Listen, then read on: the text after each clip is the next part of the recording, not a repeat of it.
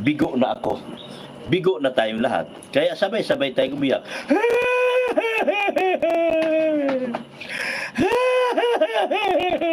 Jubilito TV Official. So yun.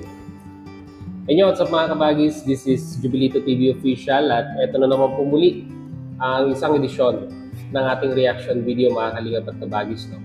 Pero bago po lahat, syempre po, mega love shoutout po muna kay Kuya Val Santos Matubang, kay Ate Edna Vlogs, kay Kalingap Rap, Kalingap Netizens, Kalingap Subscribers, Kalingap Supporters, lalong-lalo na po ang ating mga Kalingap Partners, Kalingap Reactors, Team Dios, Team Karepa, mega love shoutout po sa inyong lahat.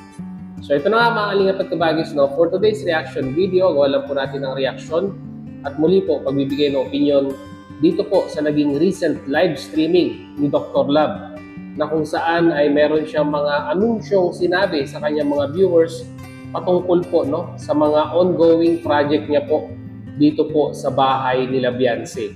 At ito nga pong nakakalungkot na balitang ito ay kanyang isinalaysay or ikinuwento po sa kanyang mga viewers at karamihan nga po ay medyo nalungkot at medyo may halong nadismaya na rin po mga kalingap at kabagis dahil nga po itong proyektong ito ay matagal ng plinano at ang buong pag-aakala po ay matutuloy na dahil para din po ito sa seguridad ni Beyonce at ng kanyang pamilya.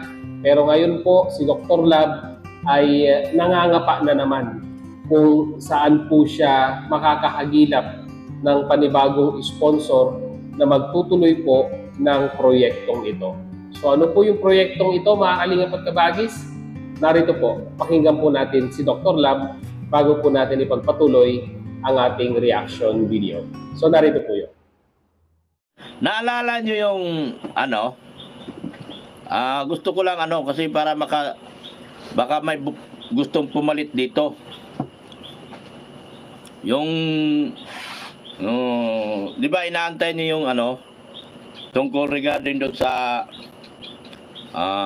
pwede ko na ba sabihin yun? Kasi ako naman ang kausap din. Ang katotohanan dito, na-stress sila doon sa may mga nagre-reaction yata sa kanila. At parang sila yung napagbuong. Parang hindi ko alam, hindi ko maintindihan. Naalala niyo yung minsan na may magpapagawa doon sa bakod. Yung sa pagpagawa sa bakod. Yon, kailangan ko uli ng panibagong sponsor dito kung merong gustong pumalit. Oh. Lilipat ka na ba sa iba, Dok? Hindi po. Kaya nga po ako ay nagsasalita dito dahil kailangan ko uli ng panibagong hanap ako ng panibagong tutulong. Hanap ako uli ng tutulong kasi umayaw na po si Ma'am Rixie. Totally po umayaw na si Ma'am Rixie. Ewan ko si Sir Lito. Pero si Ma'am Rixie ay umayaw na po. Baka gusto niya i-text niyo. Huwag niya kayo mag-text si Ma'am Rixie at nai-stress siya doon sa mga text niyo. Nai-stress siya doon sa mga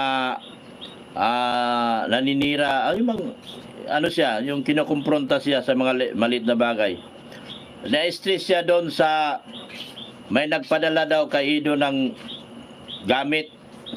Na-stress siya na siya daw ay sinasabihan ganon. Kung sino man yung huwag kayo mag-PPM o mag-PM kay Ma'am Rixie. Kung wala namang kakwinta-kwinta. Dahil lang doon sa mga yon, na-stress siya sa mga ganong balita. Kaya siya umayaw. Yon, umayaw na po si Ma'am Rixie sa pagtulong sa bakod. Yon. Meron na sana plano, maganda po sana ang plano. Kaya ngayon naghahanap ako ulit ng panibagong papalit. Kung sino man ang gustong pumalit na mapagawa yung bakod. So ayun na mga kalingap at kabagis, base po dito sa salaysay or statement na binigay ni Dr. Love ay di umano ay yung nga daw pong proyektong pagbabakod na meron na po sanang sponsor ay nag-back out na po mga kalingap at kabagis At ang kadahilanan mga kalingap at kabagis kung bakit po nag-back out ay yung pressure na nakukuha niya sa mga netizens, sa mga sabihin na nating bashers, na kung saan ay di umano'y tinetext pa daw po, no? Ito pong sponsor na ito at kumbaga ay parang nagsusumbong or nagsasabi ng kanilang mga hinanakit dito po sa sponsor na ito. Then eventually si Madam Sponsor ay parang napuno na at ayaw na rin po siguro ng stress. Kaya sabi niya nga po ay hindi na po nila itutuloy itong proyektong ito. Nakakalungkot lang mga kalingap at kabagis dahil alam naman po natin na itong si Madam Sponsor ay matagal na rin pong tumutulong dito po kay Beyonce at sa kanyang pamilya, yung nga po sa tindahan, at dito nga po sana itutuloy na po sa pagbabakod, no, ng bahay nila Beyonce ay unfortunately, kagaya nga po na sinabi ko kanina, ay nag-back out na po itong si Madam, no? Hindi po natin masisisi si Madam kung sakali mang sabi nga po ni Dr. Lab ay kumbaga parang dahil nga po sa pressure na natanggap sa mga nagte-text sa kanya, siguro personal or hindi po natin alam, ay mas minabuti na, no? Less stress, ika nga, na wag nang ipagpatuloy ang proyekto para hindi na po magpatuloy yung pambabash na ginagawa or yung sabihin na nating pag-report dito kay Madam regarding po dito sa proyektong ito, mga kalingap at kabagis, no? So sabi nga po ni Dr. Lab ay balik na naman po siya sa paghahanap ng kanyang makakatulong para po sa proyektong ito. Dahil po hindi po biro, no, ang ganitong klaseng kalaking project, yung pagpapabakod po, no. Hindi po basta-bastang pera ang may papaluwal dito dahil medyo may kalakihan po, no, yung loteng nabili or yung lote na kinatatayuan ng bahay nila Beyonce. At ito po yung mga sumusunod or yung mga after project ng mga naka-scout sa kanilang mga napabahayan ni Kalingap Rab ay yung pong pagpapabakod, no? At masaya na sana ang lahat, no, mga supporters ni Beyonce. Pero ngayon, sabi nga po ni Dr. Lab, ay baka kawayan na lang daw po ang gawing bakod dito po sa bahay ni Beyonce na may halo pong, alam niyo na, pagbibiro. Pero nakikita naman po natin sa facial expression ni Dr. Lab na talagang nai-stress din siya.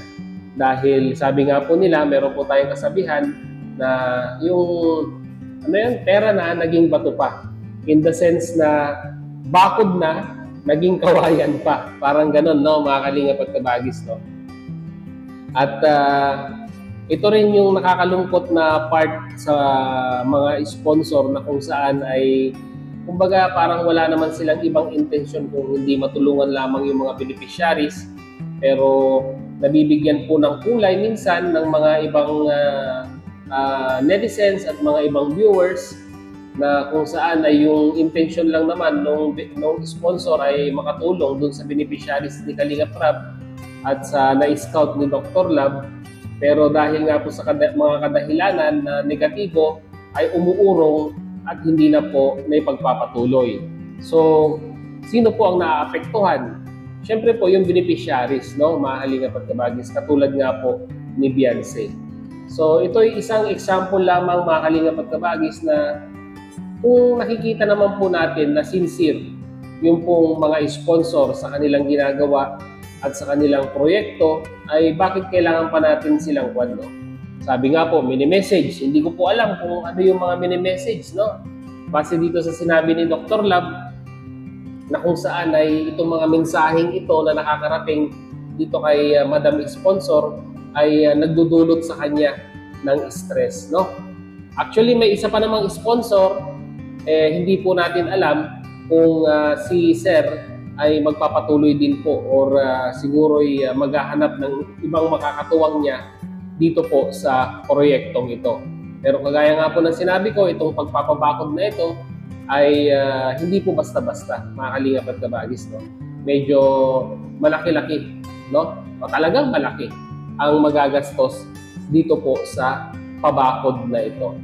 So, ano sa tingin ninyo, mga kalingap at kabagis? Makakahanap pa kaya si Dr. Lab ng panibagong sponsor. Sa tingin ko naman po, kung ako pong tatanungin ninyo, marami naman po ang nagmamahal kay Beyonce. At sa tingin ko po, mga kalingap at kabagis, ay makakahanap si Dr. Love ng makakahalili niya dito po sa pagpapagawa ng bakod po, no, nila Beyonce.